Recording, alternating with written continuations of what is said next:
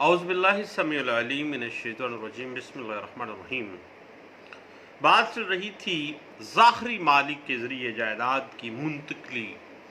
کا سکوپ کیا ہے، اس کی لیگل ویلیو کیا ہے اور ویلڈٹی قانون کے اندر کہاں تک سٹینڈ کرتی ہے۔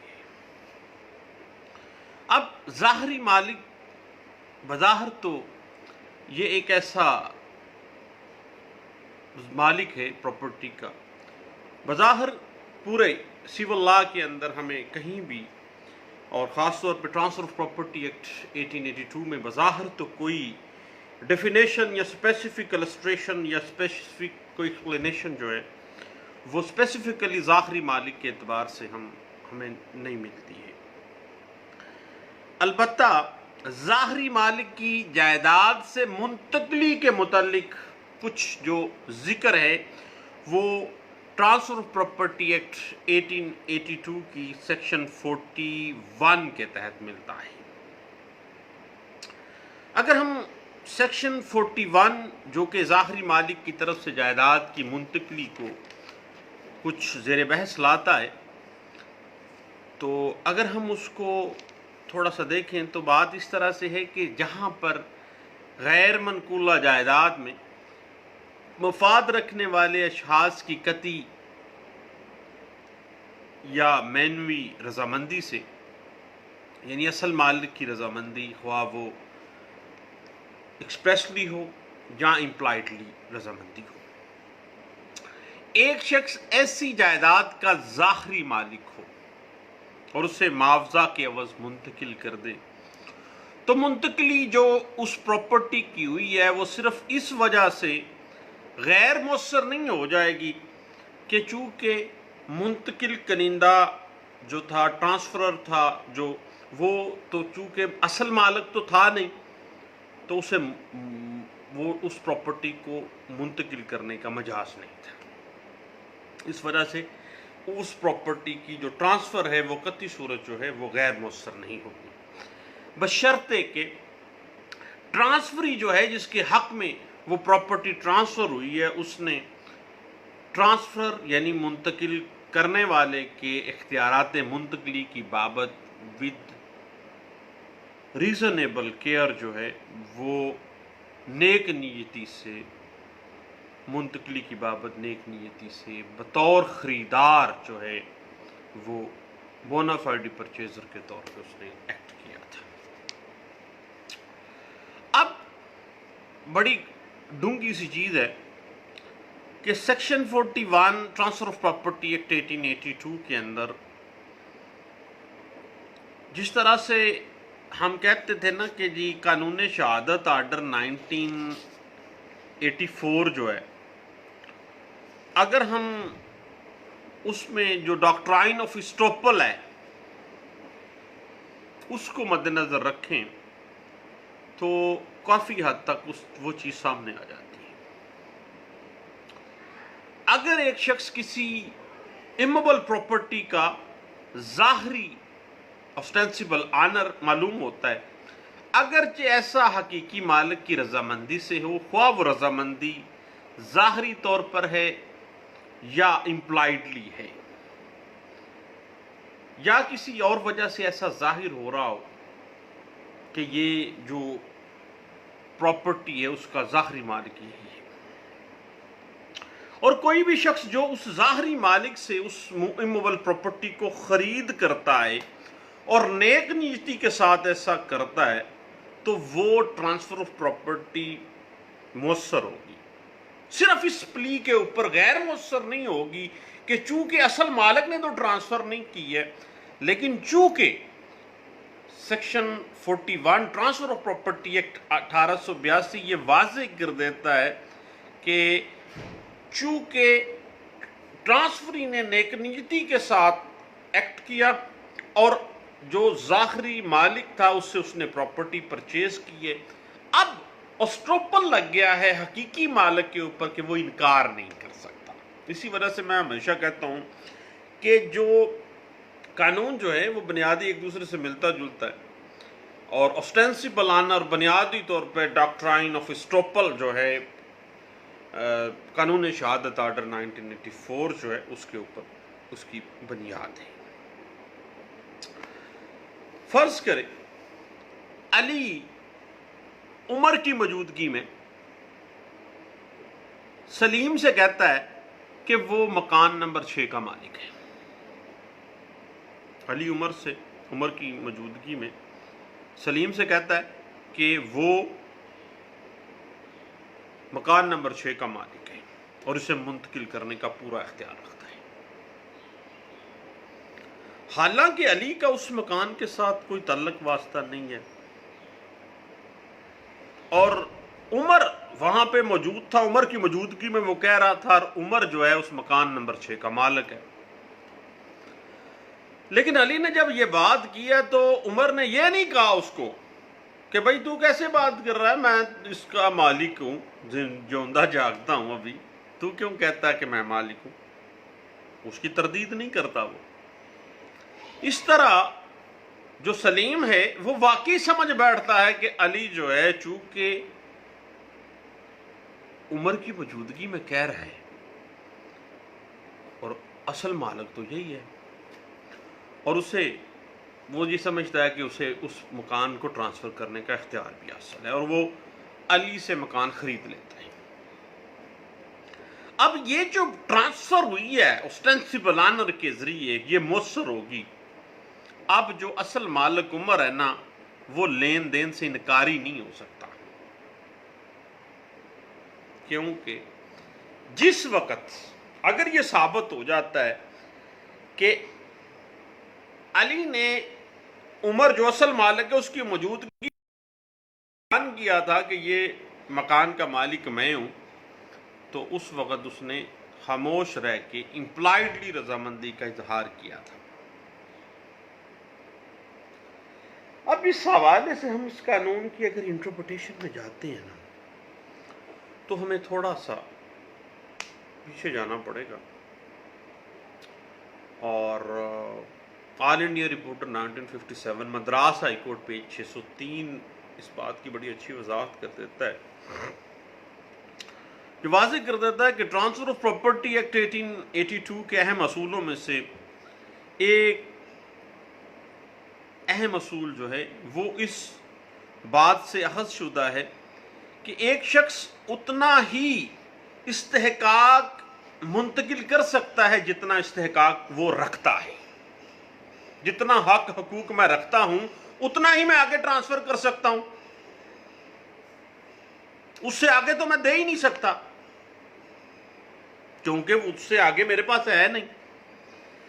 لیکن یہ settled principle of transfer of property act 1882 میں فال کرتا ہے، لیکن اس اصول کی کچھ سیٹلڈ ایکسیپشنز بھی ہیں۔ قانون میں جب بھی قانون بنتا ہے اس کی ایکسیپشنز موجود ہیں۔ اب کسی نے وہی ٹرانسفر کرنا ہے جو اس کے پاس ہے۔ اب اس بات کی ایکسیپشن یہ ہے کہ اگر مالک جو جائیداد ہے اس کا حقیقی مالک ہے کسی دوسرے شخص کو اس پراپرٹی کا اپنی پراپرٹی کا مالک ظاہر کرنے کی اجازت دیتا ہے، خواہ ایسا وہ دستاویزی طور پر دیتا ہے یا امپلائڈلی دیتا ہے، کسی بھی صورت دیتا ہو، اور ایک تیسرا شخص نیک نیتی کے ساتھ اس شخص سے لین دین کرتا ہے تو اسے حقیقی مالک کے خلاف جائیداد سے متعلق جو حقوق اصل مالک رکھتا ہے وہ اس سے بہتر حقوق اس کو مل جائیں گے۔ وہ حقیقی مالک انکار نہیں کر سکتا کہ میں نے تو سودا کیا نہیں ہے، نہ بھائی نہ، اسٹاپل آ گیا۔ یاد رکھیے گا صاحب، آل انڈیا رپورٹر 1944 الہ آباد ہائی کورٹ پیج 42 اس حوالے سے بڑی لینڈ مارک ججمنٹ میں سمجھتا ہوں۔ ابھی بھی 2010 کی ایک لینڈ مارک ججمنٹ ہے سپریم کورٹ آف پاکستان کی، اس میں بھی، اور بلکہ 2020 میں رپورٹڈ ججمنٹس جتنی بھی ہیں سب میں آل انڈیا رپورٹر کی جو ججمنٹس ہیں انہی اصولوں کے اوپر وہ بیس کر رہی ہیں۔ اور اصل معاملہ اس طرح سے ہے کہ جو شخص یہ دعویٰ کرتا ہے کہ اس شخص نے متعلقہ شخص کو ऑस्टेंसिबल ऑनर समझते हुए नेक नीति से जायदाद खरीदी है तो बर्डन ऑफ प्रूफ इसके ऊपर होगा कि वो नेक नीति को साबित करेगा कि वो रीजनेबल केयर उसने सौदा किया है, नेक नीति के साथ किया है। अब इस हवाले से मैं आपको रेफर करता हूं 2002 SCMR पेज 2003 है, 1993 CLC पेज 605 है, KLR 1982 सिविल केसेस पेज 341 है,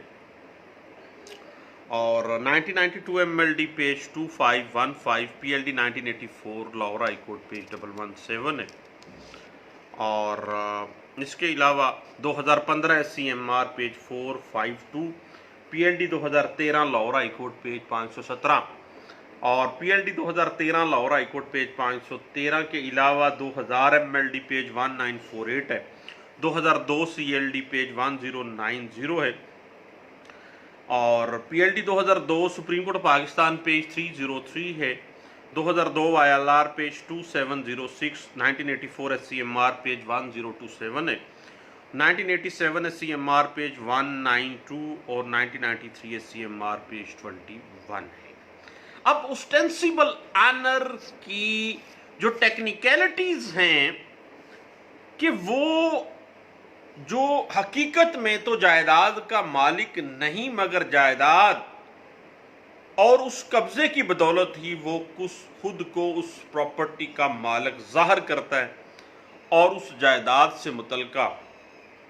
जो फ़राइज़ हैं वो सरअंजाम देता है, और जायदाद के असल मालिक को उसके इंतज़ाम व इंसराम पर कोई एतराज़ नहीं होता है, और असल मालिक ने उस ज़ाहरी मालिक को इजाज़त दी होती है खामोशी के साथ या रिटर्न भी दी होती है कि वो उसकी जायदाद की बाबत कोई भी इक़दाम जो उसकी नज़र में दुरुस्त हो मुनासिब हो करे। अब ज़ाती तौर पे मैं ये समझता हूँ कि एक ज़ाहरी मालिक ऑस्टेंसिबल ऑनर वो शख्स है जिसमें असल मालिक प्रॉपर्टी ना होने के बावजूद मलकियत की तमाम निशानियां मौजूद होती हैं। बज़ाहिर मलकियत जरूर होती है, उसके मुंतकिल करने का इख्तियार भी वो अपने पास होता है उसके पर, लेकिन वो हकीकी मालिक वो नहीं है, पीछे कोई और बंदा है। अगर मैनेजर के पास कब्जा हो और हकीकी मालिक की मंजूरी भी हो तो उसके बावजूद भी मैनेजर को ज़ाहरी मालिक नहीं कहा जा सकता, वो मैनेजर ही रहेगा। इसके अलावा नौकर है, कोई नुमाइंदा है, वो भी ज़ाहरी मालिक की डेफिनेशन में याद रखिएगा, कभी किसी शख्स का नौकर उसके ज़ाहरी मालिक, उसकी प्रॉपर्टी का ज़ाहरी मालिक नहीं हो सकता। कोई उसका नुमाइंदा या उसका कोई मैनेजर जो उसने इंतज़ाम इंसराम के लिए रखा, वो नहीं,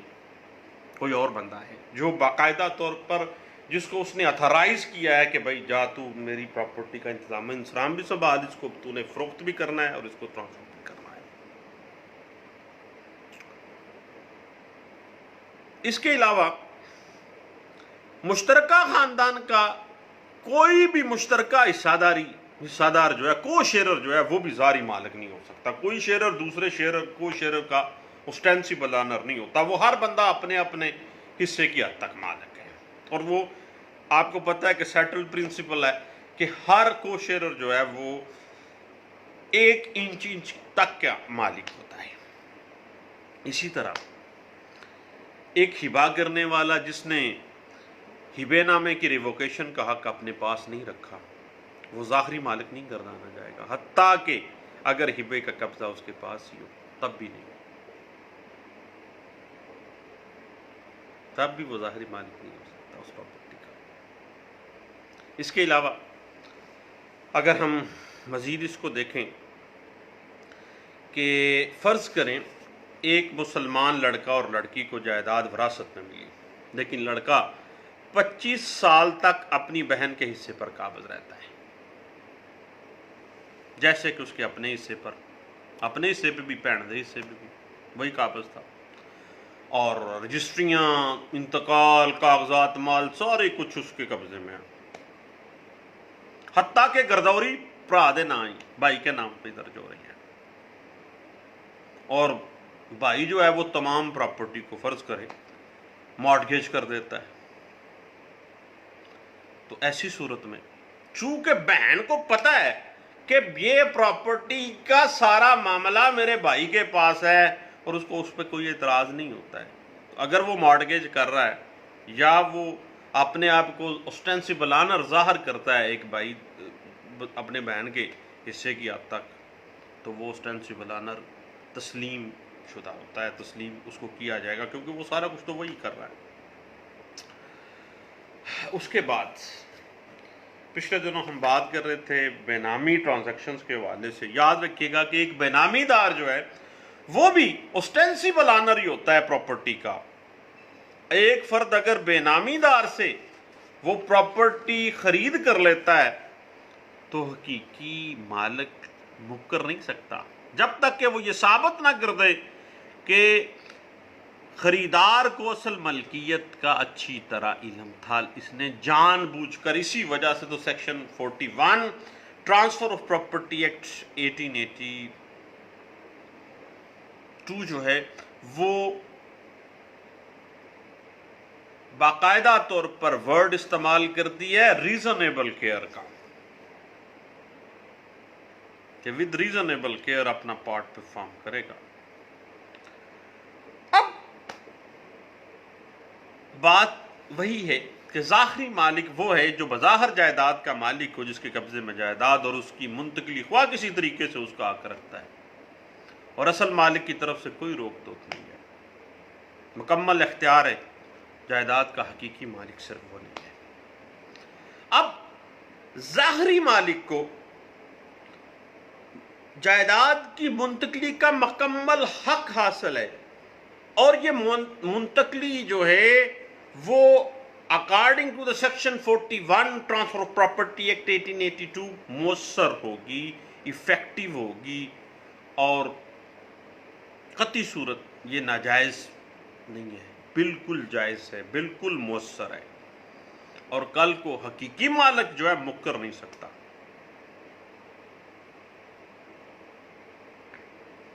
और इस हवाले से अगर आप मज़ीद कुछ देखना चाहें तो 1994 SCMR page 2021, 1985 SCMR page 491, 2002 YLR page 2706, PLD 1976 SCMR page, और 1974 SCMR पेज 255, और इसी बात को 2002 MLD पेज 589 में भी बड़े अच्छे अंदाज से डिस्कस किया गया था। अब हम ये जो मामला है कि ऑस्टेंसिबल ऑनर जब प्रॉपर्टी को ट्रांसफर कर देता है तो भाई क्या ये प्रॉपर्टी की जो ट्रांसफर है वो बाकायदा तौर पर मुयस्सर होगी या गैर मुयस्सर होगी, और कानून शहादत आर्डर 1984 जब स्टॉपल का डॉक्ट्राइन सामने आ जाता है और मिलता जुलता डॉक्ट्राइन है ऑस्टेंसिबल ऑनर के साथ कि कल को मुकर नहीं सकता हकीकी मालिक, तो फिर ऑस्टेंसिबल ऑनर के जरिए जो प्रॉपर्टी ट्रांसफर की जाती है उसकी इफेक्टिवनेस जो है वो किस हद तक होती है। ट्रांसफर ऑफ प्रॉपर्टी एक्ट 1882 जो है वो इस हवाले से हमें क्या कहता है, क्यों ना इस पे हम नेक्स्ट इंशाल्लाह बैठते हैं और गपशप लगाते हैं, चाय पीते हैं और फिर दोबारा मिलते हैं। थैंक यू, दुआ में याद रखिएगा। अल्लाह हाफिज़।